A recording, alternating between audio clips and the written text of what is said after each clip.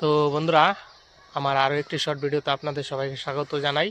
তো বন্ধুরা, আমি এখন বেগুন খেতে জল দিচ্ছি আর বেগুন গাছের যে পাকা পাতা সেগুলো ছিঁড়ে দিচ্ছি। এই যে দেখুন পাতাগুলো দেখতে পাচ্ছেন, এই পাকা পাতাগুলো ছিঁড়ে দিচ্ছি আর জল দিচ্ছি। চলুন আপনাদের দেখাই।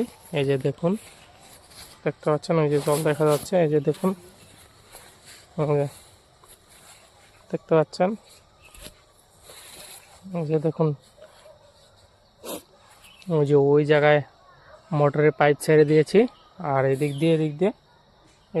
দিয়ে মাত্র 2 কেল হইল, আরও বাকি আছে এদিকে।